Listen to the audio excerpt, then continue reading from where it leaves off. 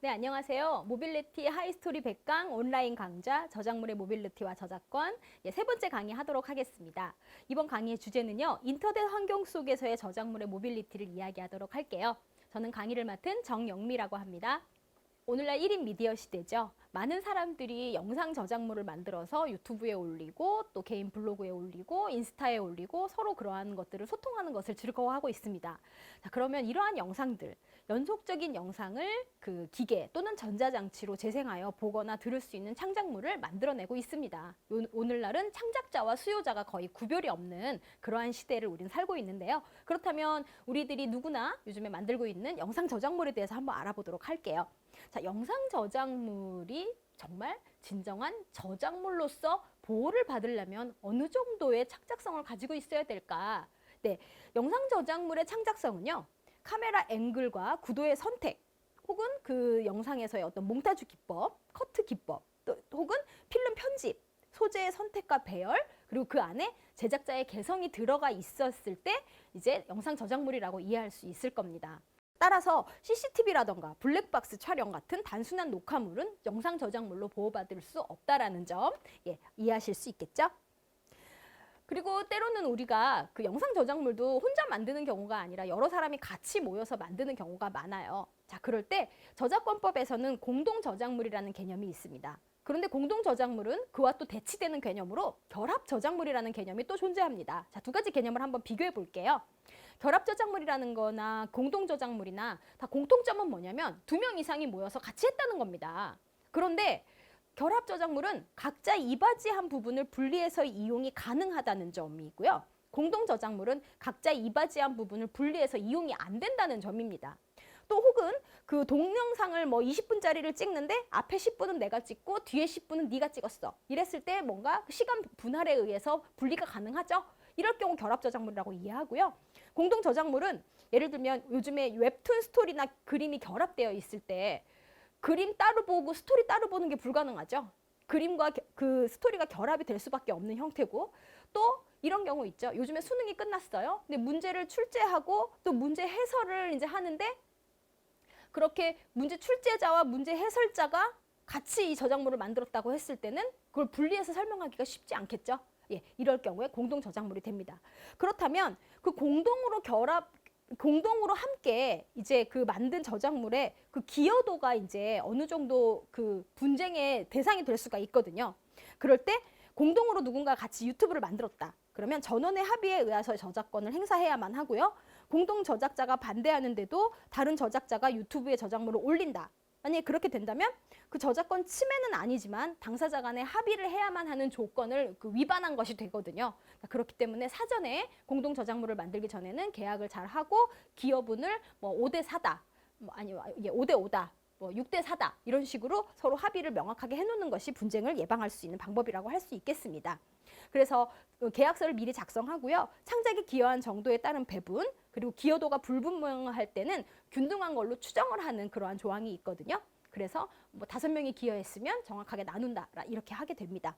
그리고 계약서를 서로 쓰기가 조금 번거롭거나 어렵거나 조금 불편하다 하면 간단한 문서라던가 이메일이라도 서로 분명한 의사표시를 남겨놓는 것도 매우 중요한 내용이라고 하겠습니다. 자, 유튜브 영상의 권리에 대해서 한번 생각을 해볼게요. 영상 저작물에는 사실 영상 저작자가 있고요. 영상 제작자가 있어요. 영상 저작자라는 건 영상 저작물의 창작을 직접 담당하는 사람, 예를 들면 프로듀서라든가 감독 이런 사람들을 말하죠. 그런데 영상 제작자는 영상물 전체를 기획하고 또 재정적인 투자를 하거나 영상물 창작에 물질적으로 기여한 사람을 말하겠죠. 그래서 영상 제작 전체를 기획하고 제작하는 자를 영상 제작자라고 합니다. 그런데 앞에 강의에서 말을 한 적이 있는데요. 영상 저작물에는 특별히 영상 저작물 특례라는 것이 있어요. 특별한 약정이 없는 경우에 영상 저작물의 창작에 기여한 영상 저작자의 권리가 영상 제작자에게 양도한 것으로 추정하고 우리나라는 5년까지 그것을 이제 담보해 준다라는 내용이 있습니다. 아시겠죠? 그러니까 그 여러분들 몇 명이 모여서 그 유튜브를 만들어서 올리고 할 때 누가 제작자 역할인지, 누가 저작자 역할인지, 그리고 이것의 서로 이윤 배분을 나중에 어떻게 할 것인지 하는 이야기도 사전에 해두는 것이 바람직하겠습니다. 자, 저작자가 누군지 불분명한 경우도 있을 수 있어요. 왜냐하면 다 같이 협업해서 뭔가 만드는데 사실 그 저작자 등을 추정하는 그러한 규정이 저작권법에 존재합니다. 저작물의 원본이라던가 그 복제물의 저작자로서 또 실명, 또 널리 알려진 이명을 일반적인 방법으로 표시가 된 자를 이제 저작자로 추정을 일단 합니다. 예, 그렇게 하고 근데 추정을 한다는 얘기는 뭐냐면 나중에 반증이 나타나면 또 다시 논의하고 다시 이렇게 그 번복될 수 있다라는 의미입니다. 그리고 또 저작물을 공중송신하는 경우에 저작자로서 실명이나 널리 알려진 이명으로 표시된 자도 역시 저작자로 추정하는 그러한 규정이 있습니다. 그러니까 이러한 차원에서 저작물의 누구라고 표시된다는 게 매우 중요하겠죠. 이거와 관련해서 여러분 기억나는지 모르겠지만 저작인격권에서 성명표시권에 해당합니다. 기억나세요? 저작인격권의 공표권, 성명표시권, 동일성 유지권 세 가지 있었죠. 그중에서 성명표시권이 바로 이 저작물 추정에 관해서 기여할 수 있는 권리이기 때문에 실제로 저작권 계약을 할 때 성명표시를 어떤 방식으로 할 것인가 하는 것도 이제 신경 써서 해야 되는 부분입니다. 왜냐하면 저작자 추정을 해주기 때문입니다. 이해하셨죠? 자, SNS에 많이 우리 사진이나 이미지, 영상들을 올리고 있습니다. 그런데 내가 찍은 사진이나 또 때로는 내가 만든 일러스트 이미지가 상업적으로 도용될 수 있는 경우 많이 있고요. 예, 이런 걸로 실제로 분쟁을 하는데 자, 그렇다면 사진은 얼마나 저작물성을 갖는가 생각해 보면 단순히 사진을 기계적으로, 기술적으로 촬영해 놓은 것은 저작물성을 인정할 수 없다는 점입니다. 예를 들면 증명사진이나 여권사진 있는 그대로 찍은 거 아니겠어요? 자, 그렇기 때문에 그렇고요. 또 사진을 이미지화하는 만약에 추가적인 창작이 있었다. 뭔가 뽀샵을 하고 그죠? 또 뭔가 그 사진의 어떤 그 예술성을 가미한 기술이나 어떤 사진을 찍은 그 사람이 뭔가 창작성 있는 가미를 했다면 그런 과정을 했다면 이제 창작성이 인정될 수 있습니다. 그런데 일러스트라고 하면 어쨌든 개인이 만들어낸 것이기 때문에 이런 거 무단 사용을 할 경우에는 복제권 침해에 해당하겠죠. 그러니까 그리고 이 상업적으로 사용한다는 점이 중요한 점입니다. 그냥 취미로 이렇게 올리고 이렇게 하는 것은 분쟁이 많아지진 않겠죠. 왜냐하면 분쟁이 오히려 더 소모적일 수 있으니까. 그렇지만 상업적인 이용의 경우에는 문제가 달라요. 상업적인 이용이라고 하는 건 정말로 무단으로 영리를 목적으로 사용한 것이기 때문에 예, 이제 문제가 될 수 있다라는 점. 예, 내 저작물이나 타인의 저작물이나 신경 써서 사용해야 된다는 점을 생각해야 될 것 같습니다. 자, 블로그나 카페에 우리가 다양한 저작물들을 올리고 있습니다. 그런데 이 블로그나 카페는 우리가 생각해보면 나랑 친한 사람들하고 그냥 편하게 소통하는 거 아니야? 라고 생각할 수 있어요. 자, 그거에 대해서 우리가 사적 복제 조항을 한번 살펴볼게요. 공표된 저작물을 영리 목적으로 하지 않고 개인적으로 이용하거나 또 가정이나 이에 준하는 한정된 범위에서 이용이 가능하다라고 하는 것이 이제 사적 복제 규정인데요. 그러면 이 범위가 어디까지냐? 사실 소규모라고 하면 한 10명 이내 작은 규모 이렇게 생각을 하면 좋겠습니다. 그래서 우리 가족끼리 모였는데 뭐 친구들끼리 모였는데 그냥 복사해서 서로 나눠 가졌다. 이 정도는 괜찮겠죠. 그런데 인터넷에 있는 블로그나 카페가 이게 그들끼리만 모인다고 할지라도 일반인의 접근이 허용되도록 열어놓은 경우가 굉장히 많아요. 그렇죠? 그래서 일반인이 접근이 가능하도록 이렇게 뭔가 그 자료를 올려놓거나 영상을 올리거나 이미지가 있거나 이럴 경우에는 이제 불법적인 행위가 될 수 있다라는 점 염두에 두시고요. 만약에 그것이 염려가 된다면 소규모만 참여할 수 있도록 권한을 제한해 놓는 그러한 운영을 하시면 좋겠습니다. 네. 자, 캐릭터. 여러분 캐릭터 요즘에 너무나 재밌고 예쁜 것들 너무 많이 나오고 있어요. 자, 그런데 이 캐릭터는 도대체 저작권하고 어떻게 관련이 있을까 한번 생각해 볼게요. 자, 웹툰에 나와 있는 캐릭터나 또 웹소설에 나와 있는 캐릭터가 사실은 좀 다릅니다. 웹툰은 시각적인 캐릭터에 해당하고요. 만화나 영화의 주인공, 또 이들은 또 그 상품화권이라고 해가지고 그 캐릭터나 디자인을 상품에 적용할 수 있는 권리로까지 그렇게 계약으로 확대가 돼서 활용이 되기도 합니다. 예를 들면 그 웹툰에 나와 있는 캐릭터가 무슨 문구용품이나 아니면은 어떤 뭐 그 일상 인형이라던가 뭐 다른 상품에 부착돼서 이렇게 판매되는 경우 굉장히 많이 보잖아요. 근데 그래서 그럴 때는 그 저작자하고 배타적 발행권 혹은 독점적 이용 허락 계약 이런 것을 체결을 해서 상품화해서 이제 어쨌든 그 창작자의 그 재산적인 이익을 취득할 수 있는 어떤 그런 권리 보호가 될 수 있습니다. 네, 그 약간 용어가 다르긴 하지만 이런 캐릭터들은 디자인법으로도 또 보호가 되거든요. 디자인권으로 등록을 하고 이렇게 될 경우에. 근데 거기서는 전용 실시권이라는 말로 그 이야기하는데 저작권적으로 얘기를 하면 독점적인 이용 허락이다. 이렇게 이해하시면 되겠습니다. 용어가 좀 어렵나요? 예.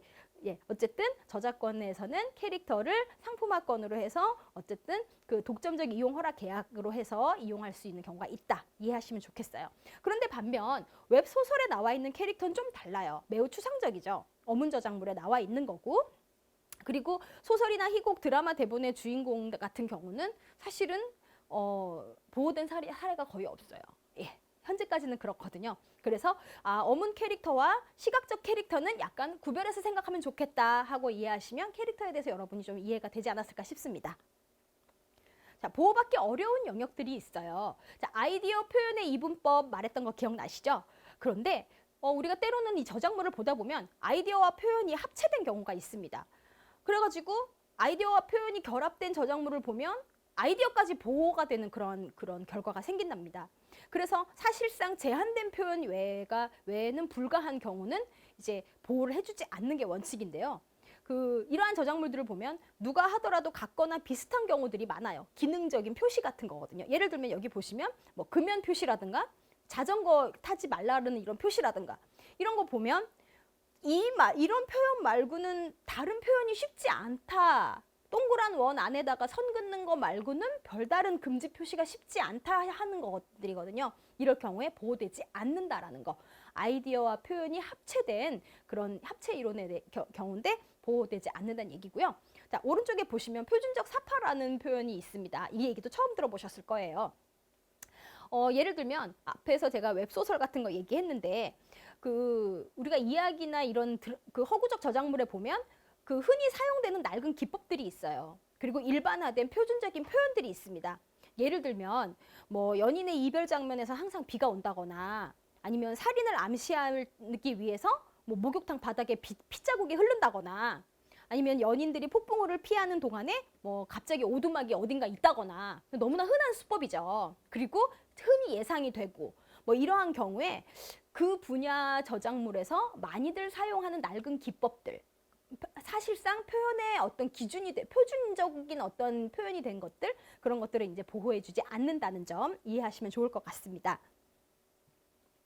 예, 요즘에 이모티콘 많이들 사용하십니다. 너무 예쁘고 캐릭터 상품으로도 많이 되고 또 뭐랄까 이모티콘 사실 많이 판매되고 있어요. 그리고 이 시장이 엄청나거든요.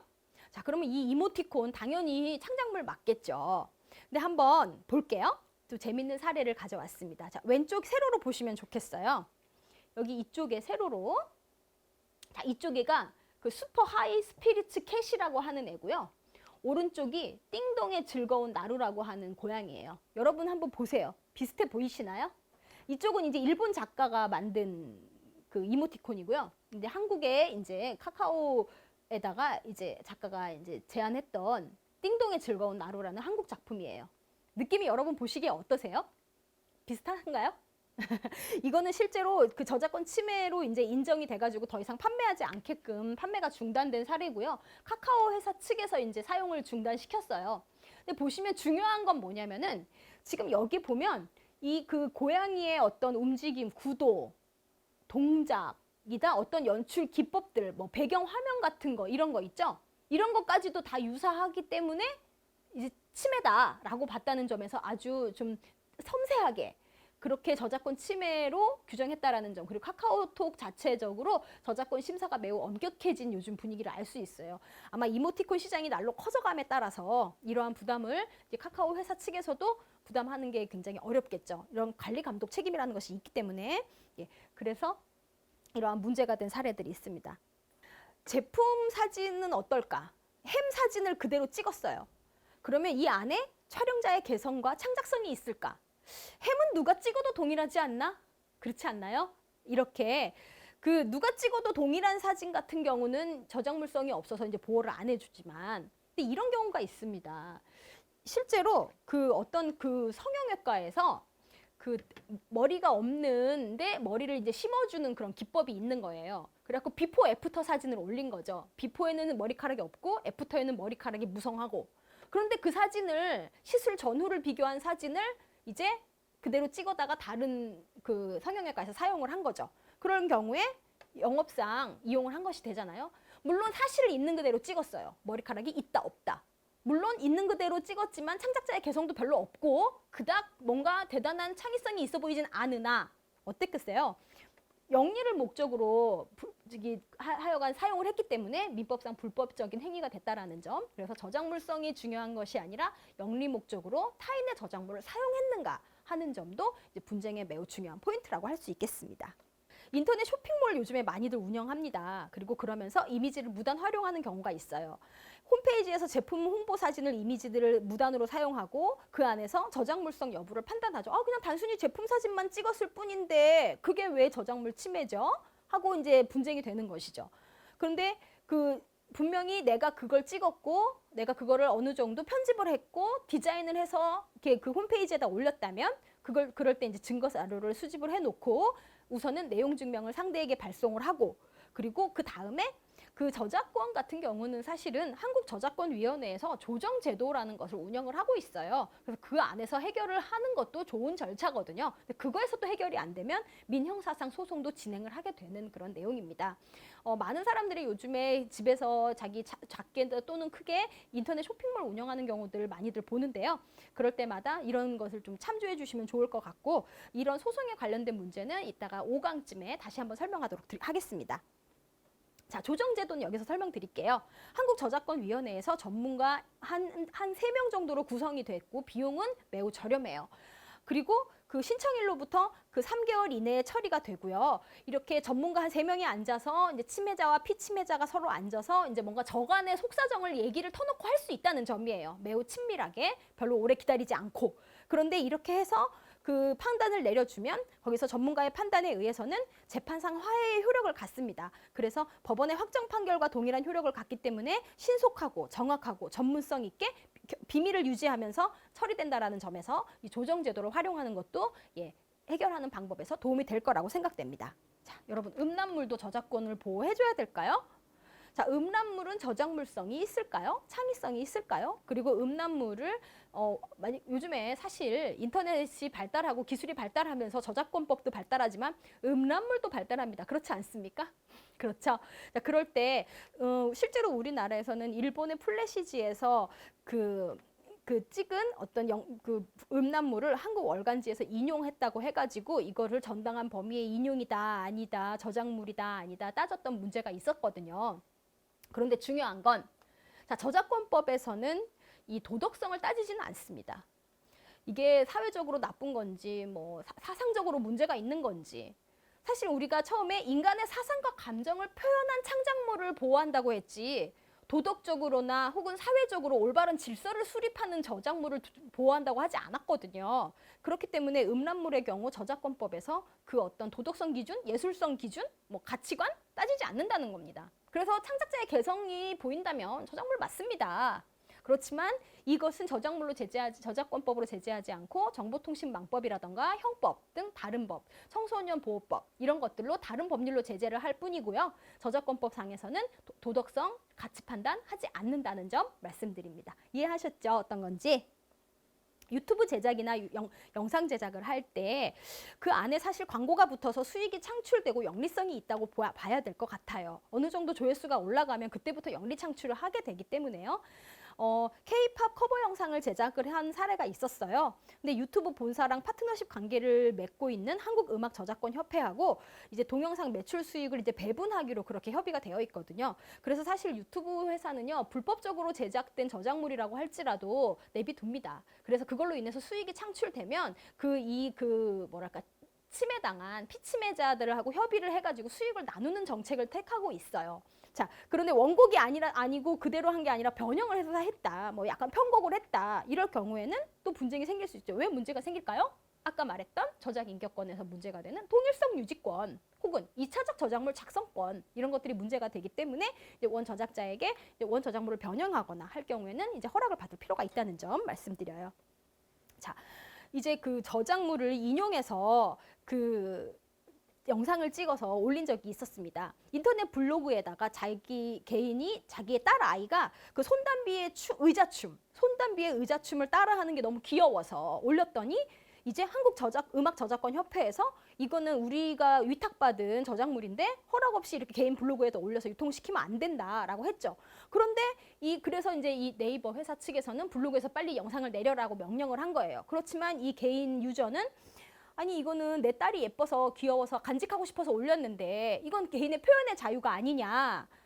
그런데 또 음악저작권협회에서는 아니다. 이거는 음악가의 개인 재산권이다. 자, 이럴 때 분쟁이 가능하죠. 개인의 표현의 자유가 우선인지 아니면 저작 재산권이 우선인지 그럴 때 공표된 저작물을 어디까지 인용을 해야 되는가 하는 문제를 이렇게 다퉜는데요. 사실 이건 결론이 어떻게 났을 것 같으세요? 만약에 이렇게 내 딸이 귀여워서 춤춘 거를 올려놨는 게 정말 문제가 된다면 정말 인생 세상 팍팍해서 살기 힘들지 않을까요? 그쵸. 이건 당연히 침해가 아니라고 판단이 났고요. 누구나 이게 자유롭게 사용할 수 있어요. 왜? 영리를 목적으로 하지 않았고요. 그리고 이 5살 아이가 손담비 춤을 췄다고 해서 이게 이 춤을 이렇게 감상하고자 하는 이 노래를 감상하고자 하는 수요를 대체한 게 아니거든요. 손담비 대신 그 아이를 보지 않거든요. 그렇지 않습니까? 그러한 여러 가지 사정을 따졌을 때 어쨌든 저작권 침해가 아니라는 점, 사적 이용에 해당하는 것이죠. 공표된 저작물 인용 살펴볼게요. 보도나 비평 연구 교육을 위해서 정당한 범위 안에서 공정한 관행에 합치되게 인용할 수 있는데 자 그럼 공정한 관행이 과연 뭐냐? 그리고 정당한 범위가 뭐냐 생각해 볼게요. 정당한 범위라는 건 보조, 부연, 예증, 참고 자료 정도의 수준이 돼야 돼요. 즉 부정적인 성질을 가져야 된다는 건데 한마디로 말해서 그 손담비의 그런 영상이 주가 아니고 보조가 된다라는 거. 예를 들어서 제가 지금 강의를 하잖아요. 여러 가지 자료들을 제가 인용을 하죠. 근데 그게 주가 아니고 보조적이잖아요. 참고적으로 설명하기 위한 예를 들 뿐이지 그게 주된 강의가 아니잖아요. 그럴 경우에 정당한 범위에 해당합니다. 자, 공정한 관행이라고 하는 거. 인용의 목적이 뭐냐? 저작물의 성질이 뭐냐? 인용된 내용과 분량은 어떠냐? 그리고 피인용 저작물을 수록한 방법과 형태가 어떠하냐? 그 독자들이 일반적으로 봤을 때 이거 너무나 갖다 썼잖아. 너무 그대로잖아. 이런 관념이 드는지 보는 것이고요. 원 저작물의 수요를 대체하는지 이런 것을 또 따져본다는 것입니다. 자, 우리 요즘에 유튜브 커버 영상들 많이들 올립니다. 나는 가수다. 미스터 트롯 등과 같이 편곡들이 많이 빈번하죠. 유튜브 커버 영상 만들 때 편곡, 개작을 하게 된다면 2차적 저작물 작성권을 허락을 받아야 합니다. 그리고 한국음악저작권협회 여기가 이제 신탁 단체거든요. 거기서 이용 허락을 받아야 하고요. 그리고 그 유튜브 영상은 침해 저작물이라고 할지라도 삭제하지 않고 발생하는 수익을 공유하는 정책을 펴고 있습니다.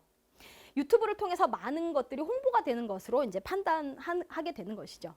오히려 원 저작물이 비영리적인 단계에서는 어쨌든 홍보에 유익하거든요. 그런 점에서 내버려 둔다라는 점. 자, 온라인 수업들 요즘에 많이 합니다. 온라인 수업에서 저작권의 문제 어떻게 되는지 생각해 볼게요.